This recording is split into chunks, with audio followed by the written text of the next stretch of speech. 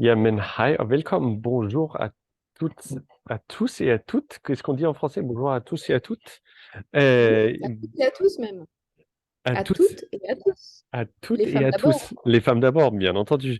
Bienvenue, chère Floriane. Comment vas-tu? Ça va bien, merci. Et toi, Ça, Hervé? ça va super bien. Alors, nous sommes de nouveau de retour devant l'écran pour une petite séance de danois.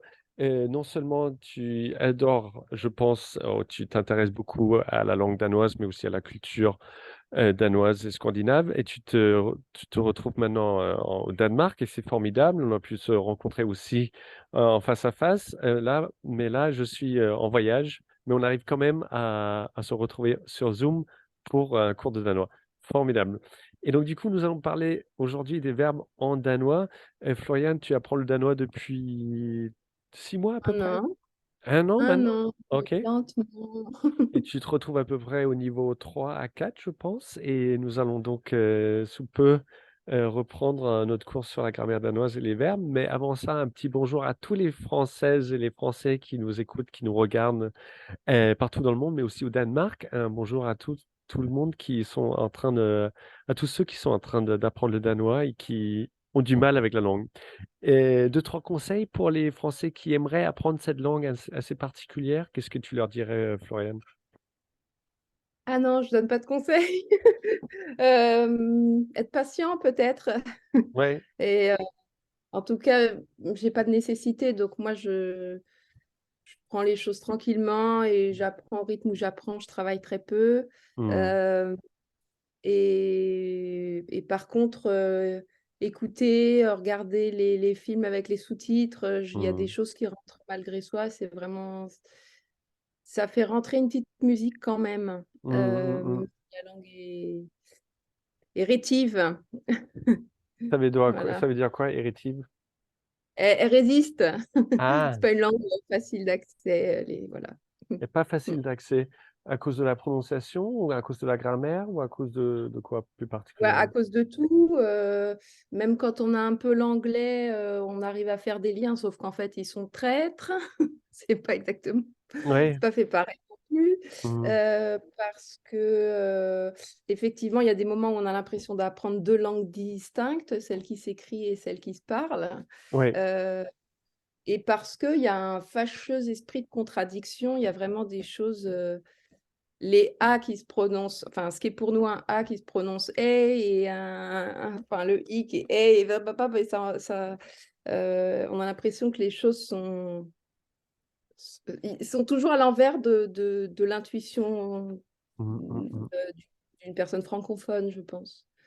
Voilà. Qu'est-ce qui t'a le plus aidé par rapport à ton niveau aujourd'hui ou ton apprentissage? Qu'est-ce qui a été un grand soutien pour toi? Hem, je pense que chaque fois que j'essaye de parler, Mmh. il y a un petit truc qui se décoince. OK. Heu Voilà, donc Mmh. je crois que c'est le et après il y a pas dès que je fais un effort en grammaire aussi, ce que j'ai très peu fait, bah, Mmh. ça ou une liste de vocabulaire, enfin bref, dès qu'on se concentre un peu, c'est utile. Mmh mh. Mais vraiment la grosse différence, c'est de et pas forcément d'écrire, enfin d'écrire aussi, mais de parler surtout. Mmh. Mmh. Il y a un petit truc qui la fois d'après, j'entends mieux ou je comprends mieux, voilà. Super, merci beaucoup pour tous ces petits conseils. D'ailleurs, je suis donc danois, franco-danois, ma mère est française, mais c'est la première fois que j'essaie de faire un cours de danois à travers le français, parce que normalement, je fais ça via ou à travers l'anglais. Et maintenant, j'ai aussi ouvert un cours de coaching pour l'examen final PD3, Providence 3. Avec en perse, en fait, avec deux, trois des anciens étudiants et aussi une amie à moi qui est de l'Iran. Et du coup, on parle des mots difficiles danois. On essaie de les traduire en perse et de les traduire aussi avec une phrase. Et c'est vraiment deux mondes différents. Mais donc, tout ça pour dire que c'est un plaisir, un grand plaisir pour moi d'essayer de aussi faire un cours en français parce que je suis quand même moitié français. Donc voilà, assez fier de pouvoir faire ça avec toi. Et aussi, je dois te dire un grand merci parce que Florian, tu n'es non seulement pas une étudiante dans mes cours de danois, mais tu es aussi celle qui gère mes comptes, les comptes de Learning with Irvin. Sans toi, il n'y aurait pas de petite entreprise.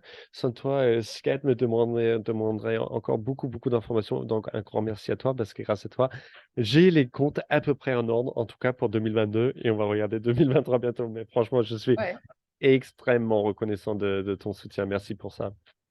merci de ta confiance en tout cas. Voilà, les choses sont dites et maintenant nous devons parler des verbes en danois. Nous avons à la base de mon site web qui s'appelle donc Learning with Irvin, et tu as accès aux modules 1, 2 et 3 et aussi les Learn Danish videos. Et là, tu as donc trouvé mes vidéos sur les Et dans verbes la... les... Pardon? Ouais. Pardon, je te coupe là. Non, c'est donc parmi mes vidéos, il y a donc pour les débutants 1, 2, 3 et aussi donc ce module qui est plus généraliste, mais qui parle entre autres de la grammaire danoise et des verbes. Et je crois qu'il y a quelques vidéos qui parlent des 60 verbes les plus utilisés en danois. Et donc à partir de ça, tu as donc fait tes propres phrases et on va donc parcourir ces phrases maintenant. On en a fait une et puis on a eu l'idée de donc d'enregistrer cette leçon juste pour les autres Français.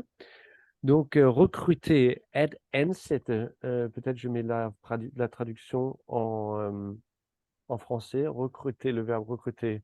Donc, nous avons add ansette, donc c'est l'infinitif. Je recrute serait ansette avec un ER.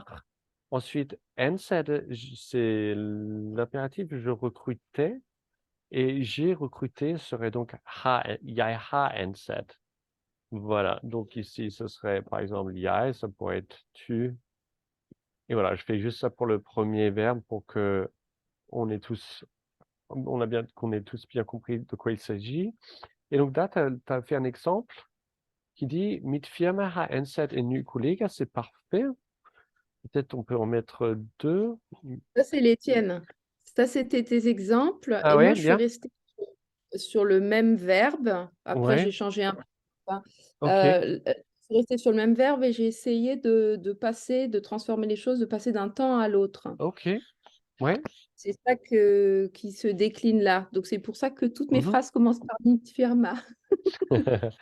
Ma société, d'accord. Et donc en français, ma société a recruté un nouveau collègue. La société a maintenant plus de 200 employés. Très bien. Et donc en français, on dit recruter et employé. En danois, on a la même racine. Mit firma ansat en ny kollega. Et donc on parlait de da qui veut dire lorsque ou when en anglais. Dans le passé, quand ça se passe une fois dans le passé. Et c'est une conjonction d'une phrase subordonnée lorsque nous avons eu les nouveaux bureaux. Et je te disais donc, devant les conjonctions de phrases subordonnées, on peut généralement toujours mettre une virgule. Voilà ce que tu as mis là, virgule, conjonction. Très bien. Une question pour toi. Est-ce que tu peux me faire la même phrase, Florian, mais en commençant par la phrase subordonnée? Ah oui. Der vi fik det nye kontor Mhm.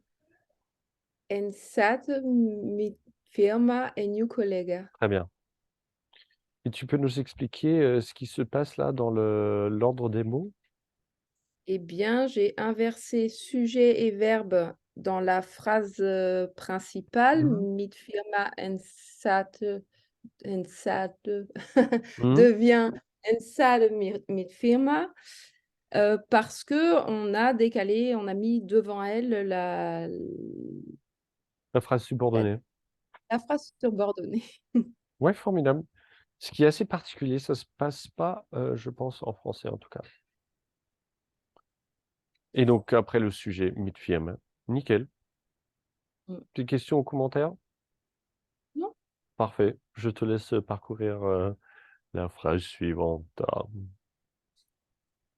Alors, je la relis, bah, c'est celle qu'on Mhm. a tout passé à la négative. Ah, Mit très firma, intéressant. mit Ouais, mais firma. pardon. Mhm. Non, ça c'est vraiment très intéressant. Oui. Pardon, je te coupais. Dis-moi. Mitfirma? En sadde ik een nieuw collega, dat wie ik fiek de nieuw kantoor. Nickel. Subordonné. Et donc c'est le placement de l'adverbe qui est assez particulier. Phrase principale, on dit sujet, verbe, adverbe. Et oui, on écrit Ike. Ma mère qui est française, elle dit parfois Erwin, jeg kan ikke finde mine briller. Mais au fait, on dit plutôt jeg kan ikke finde Brilla, min ça saute deux, brella. brella, Voilà. brella. Ça, c'était juste par rapport à la prononciation. Donc, en ajoutant l'adverbe ege, euh, attention à son positionnement dans chaque type de phrase. Oui. Mmh. Donc, phrase principale, sujet, verbe, adverbe. Phrase subordonnée, subordonnée, il faut que je reprenne mon français. Tout. Donc, ce serait sujet, adverbe, verbe, ce que tu fais de façon exemplaire juste ici. Le sujet, donc, mit firme, le verbe ensad, et donc l'adverbe qui se place en troisième position. Mit firme, sujet, ensad, verbe et adverbe. La virgule, parce que nous avons donc une conjonction de phrase subordonnée, très bien. Le sujet, ig, et en suivant la formule, hop, l'adverbe se positionne en deuxième position. Superbe. C'est assez important. Et est-ce qu'on peut faire le même exercice que plus haut en inversant, en commençant par da? Formidable. Oui, je t'écoute. Da est négatif? Bah, j'en sais rien. Da est équefique, Hmm, new contour, hmm. en sade ik met firma of Alors, c'est assez intéressant. Alors, jamais, il n'y a, il n'y a jamais inversion dans une phrase subordonnée en danois. Par contre, bien sûr, dans une phrase principale, si elle est placée numéro 2 dans la phrase. Mais en plus de ça, donc avec inversion, l'adverbe, au fait, ne change pas de positionnement. L'adverbe restera en troisième OK. position. Donc ici, nous avons donc le verbe dans la phrase principale et ensuite, Mit firma, ik en je collega. très bien. Là, d'un coup, ça devient, là, c'est du haut niveau, c'est de la grammaire module 3 et 4, hein. Ouais. Et ouais, ça devient très vite assez complexe. D'habitude, ikke fik det nye kontor ansatte. Ensuite, le sujet, on suit la formule mit firma. On a oublié le hic. On a oublié le hic du coup. Très bien, très Ah, bien. Ansat ah mit oui, pardon. firma ikke. En je collega. Voilà, sublimissime. Ça, c'est quelque chose pas facile du tout. Je voulais juste, dire un Mmh. truc. Tu Mmh. parles de phrases principales et phrases, subordonnées. Mmh. Alors, en grammaire française, je suis pas Mmh. forte et j'ai là oublié les 3 quarts, Mmh. mais ce qui est sûr, c'est qu'une phrase, ça commence par une majuscule, ça finit par un point. Mmh. C'est-à-dire que là, il y a pas 2 phrases dans la phrase. Je crois qu'on parle de proposition principale et Mmh. proposition subordonnée. Mmh. Et donc pour les francophones qui, par exemple, Mmh. comme moi, suivraient quelques pages, sur internet de grammaire, il y a vraiment des moments où on n'y comprend rien, mais Mmh. notamment parce qu'on parle de phrases, ou de voilà, le vocabulaire pour désigner la grammaire est traître, c'est Mmh. pas le même. Mmh. En danois, hovedsætning, en anglais, main clause, et pour ledsætning en danois, et subordinate clause.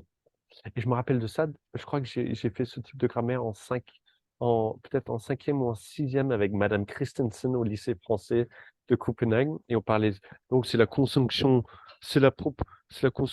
circonstancielle de temps de la proposition subordonnée.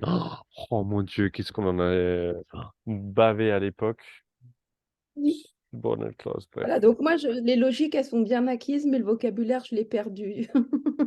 Je l'ai oublié. ça reviendra. Hem, Très bien, voilà, proposition principale et subordonnée, nickel. je crois, hein. Mhm. Mmh. Alors, qu'est-ce que tu nous proposes d'autre dans ce Bah, liste? Mhm. l'emploi du passé composé, enfin, je sais pas comment il s'appelle, Ouais, le har ansat. exactement. Har ansat, c'est donc en danois før nutid, present perfect Fornylig. en anglais. Mmh. Et donc en français, passé composé. OK. Et donc ça se Donc compose de façon har plus verbe plus t avec, avec, avec t. Ouais. mmh, le participe passé en français.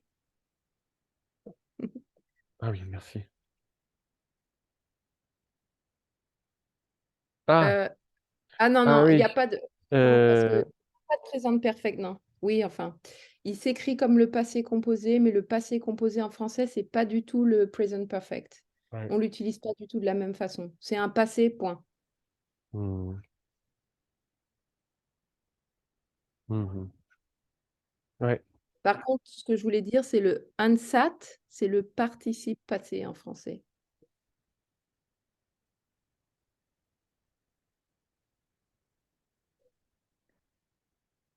Tu as oublié la cédille à façon,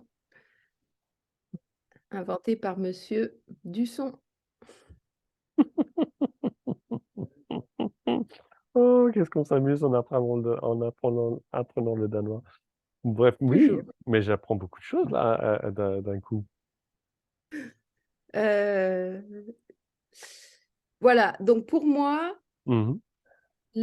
on va utiliser le Förnutil plutôt qu'un passé, heu, simple, Mmh. normal, parce qu'on s'intéresse au résultat et pas à l'événement, tel qu'il a eu lieu quelque part dans le temps passé. Mais je ne Mmh. sais pas si c'est ça ou si c'est juste si des fois j'ai l'impression que l'usage est plus proche pour le coup du passé composé français, c'est Donc la traduction serait: «Ma société a recruté, ah, recruté un ou une nouvelle collègue», c'est ça? ouais, «Et elle est talentueuse». Oh, ouais, il ou elle, je sais pas, j'ai mis elle, je trouvais ça bien. ah oui, tu as raison. Formidable. Et tu vois, en français, c'est juste des un changement de niveau de langage. Mmh. Si on dit, ma société je sais même pas l'utiliser, le passé simple, recruta un nouveau collègue, c'est, ou a recruté, c'est pareil. C'est-à-dire que la première phrase, j'aurais pu employer, ma société a recruté un nouveau collègue quand on a eu les nouveaux bureaux Mmh. et donc l'emploi de ce Förnutil, il a besoin d'être précisé pour moi et donc en anglais, c'est l'idée de continuation avec le présent, heu et c'est, quelque chose où on s'intéresse aux résultats. Mmh. Est-ce que c'est ça aussi en danois vraiment? Donc là, j'ai fait ça, j'ai fait, on l'a recrutée et elle est talentueuse, elle est toujours là et et en dessous, j'ai mis, il y a 2 mois. Sauf qu'il y a 2 mois, il te manque un petit mot.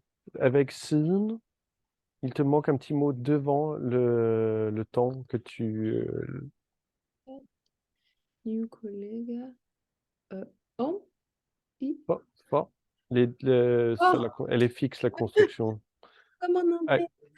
non, en anglais non plus, «My company has hired a new colleague 2 months ago» Ah oui, et en français, ah il oui, y a 2 mois, la construction, c'est en danois, elle est assez particulière. Il faut mettre un «fa» et ça si. veut pas dire pour la durée de 2 mois, ça veut vraiment dire il y a 2 mois que ça s'est passé le recrutement, hein. Tu sais, Alors, les gens l'oubliaient toujours. i mais du pourquoi là alors, est-ce Mmh. pourquoi utiliser Haansat, Hensate plutôt que le passé, Hensel? Là, en fait, ce serait beaucoup plus correct, oh, ça dépend un petit peu de l'usage. Dans l'idéal, si c'était 2 semaines, ce serait mieux. For 2 uger siden, parce qu'il y a 2 semaines, c'est encore assez proche au moment présent. C'est un peu la Mmh. définition de l'utilisation du før nutid, donc OK, du passé composé pour le danois. Donc si c'était 2 mois, ce serait, comme tu l'as dit, très juste: Mit firma ansatte en ny OK. kollega. Parce que c'est loin dans le temps et ça, c'est le moment du recrutement. Moi, ce que je comprends surtout, c'est que la première phrase, on comprend que la nouvelle collègue, elle est toujours là, alors que s'ils l'ont recrutée, au passé, "ansatte", je la phrase pourrait continuer par, «Mais elle est déjà partie». Oui, oui, ça pourrait être quelque chose dans ce genre-là. OK, OK. Bon. Mais la collaboration, det men samarbejdet, the collaboration, men samarbejdet, øh, var ufrugtbart. That's a good word, ufrugtbart. Das Prononciation, s'il te plaît? frugtbart ou ufrugtbart. D'ailleurs, Ufruchtbar. Ufruchtbar. Google me dit que ce mot n'existe pas,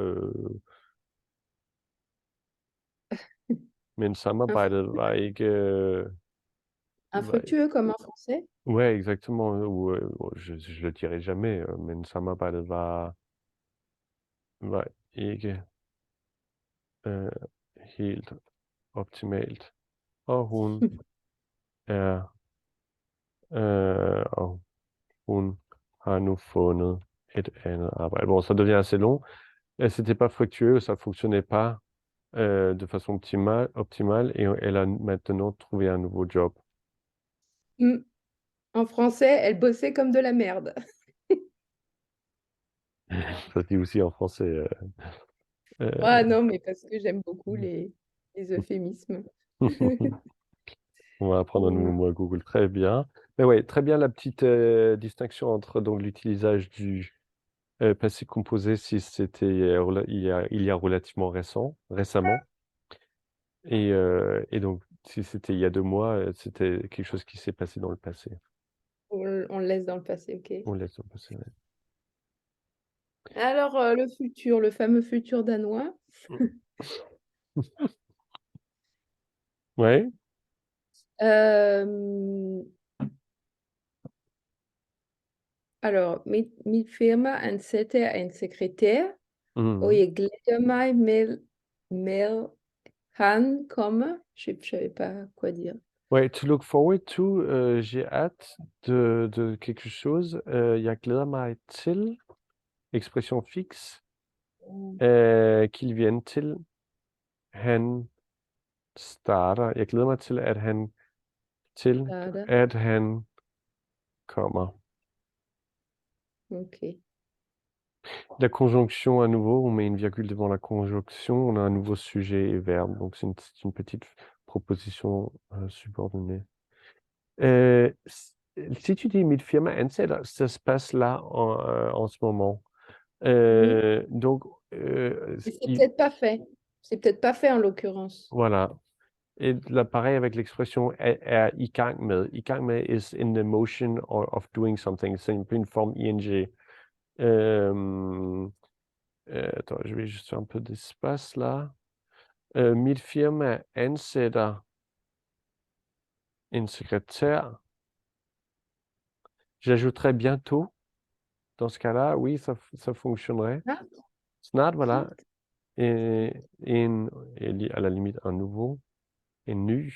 Mit firma ansætter snart en ny sekretær, eller mit firma er i gang med, is currently in the recruitment process. Og jeg glæder mig til, at han eller hun kommer. Ja. Après, est-ce que tu voulais dire is going to?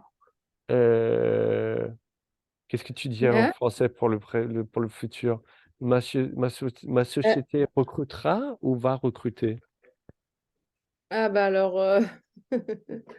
la forme la plus littéraire et exacte, c'est d'utiliser le futur, recrutera, mais on utilise au quotidien beaucoup le va recruter Mmh. qui est sûr, c'est que si tu utilises le futur, on va le préciser. Mon entreprise recrutera l'année prochaine. Précise. Alors que, elle va recruter, mais bon, avec toutes leurs bonnes promesses, on n'y croit pas trop. Ou on sait pas quand. OK, mais c'est quand même planifié, c'est annoncé. On pourrait utiliser le modal verb. Quand tu dis, verbe modal, skal, mit firma skal ansætte. Et même, si c'est une prédiction, tu pourrais aussi utiliser will, Ouais. mais plus avec une intention de le faire et soit ou une prédiction ou skal, c'est planned. Ouais, donc il y a OK. plusieurs formes. OK. Okay, so, mit ja, nächste Ohr, mit Firma Scale and Seder. Mmh. Très bien, ça sonne très bien ça. Nästa år ska mitt firma ansætte. Et la nästa år, et si c'est bon, c'est fait, c'est planifié. Présent, sant, c'est très bien. Nästa år ansætter mit Ouais, firma. c'est ça. Mmh. Ouais, ça sonnerait Mmh. très correct ça. OK. Ouais, très cool pour le futur, oui. OK. Bon, voilà, il y en a encore une autre, mit Firma anstelle ein Sekretär, will du ein Seuil? Ein Seuil? Alors, et s'il y a un lien logique entre les 2 propositions, il faut une conjonction. S'il n'y a pas de lien logique et aucune conjonction, il vaut mieux mettre une virgule. Il vaut mieux mettre un point, pardon. OK. Mit Firma ansætter en sekretær. Vil du ansøge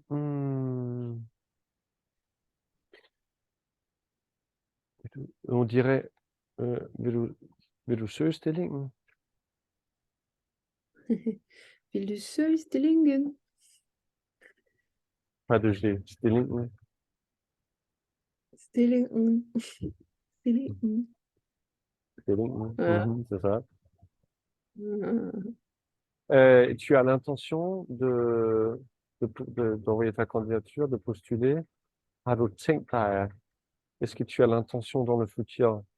Har du tænkt dig at søge stillingen? Ça c'est très, très commun, une construction très commune en danois. OK. Mmh. Stillingen. Could Stillingen. tu pourrais avoir l'idée de postuler, tu serais intéressé, heu, kunne du forestille dig at søge stillingen? Ça devient un peu complexe, mais est-ce que tu t'imaginerais, postuler pour le poste? Mmh. Kunne du tænke dig? Would you like to?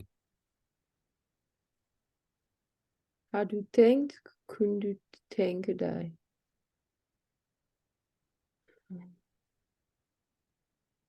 Kunne du forestille dig?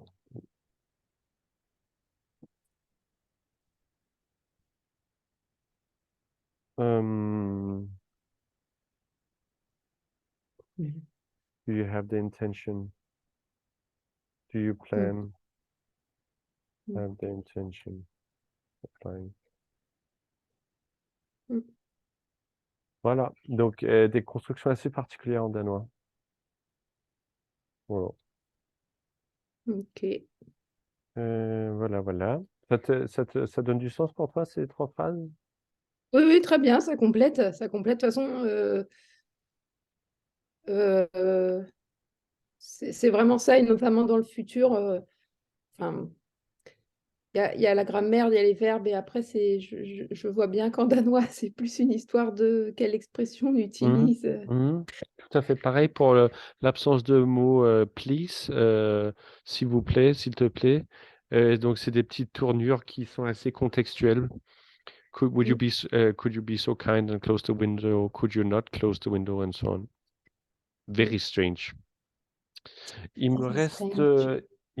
6 minutes avant un prochain petit Oui, cours, mais on continuera la prochaine fois parce que ça a été extrêmement utile, je pense, pour oui, les très bien. francophones apprenant le danois. Yeah. Alors, tu commences une phrase par une conjonction donc de phrase de proposition subordonnée. Hvis, très bien. Hvis mit firma har resultat, donc c'est it's a T-word, c'est un mot. Ah, Et godt resultat. ok, voilà. Mm. Skal, kan, vil det ansætte 10 mennesker? Oui, en effet, c'est des human beings. Je mettrais plutôt employés, medarbejdere. Ok. Voilà.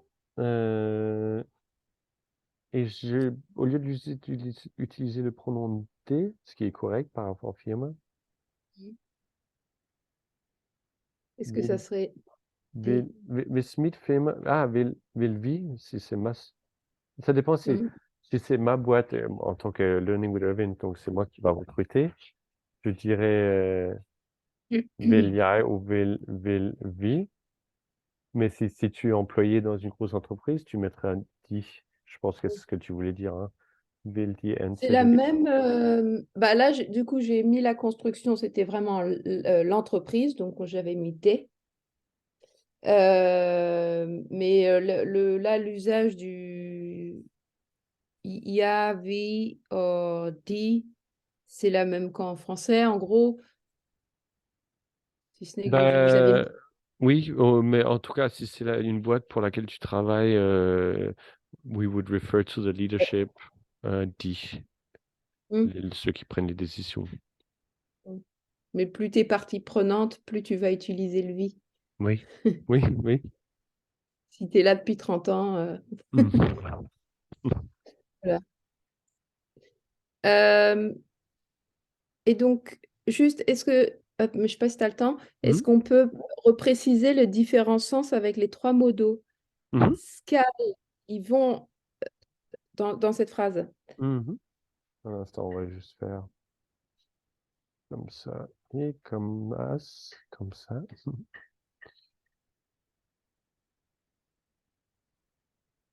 Ouais, et puis vil. Alors, hvis mit firma har et godt resultat, har d'ailleurs, je recevra, aura, Ouais, hvis mit je me firma suis... får et godt Mm, resultat, dette år mm, is correct, men i år, c'est la même chose cette année, et c'est utilisé plus que dette. Hvis mit firma ouais, får et godt resultat i år, skal de ansætte 10 mand. Alors là, c'est vraiment, ils doivent le faire. mm. Ah, ils doivent le faire. Ouais, Mm.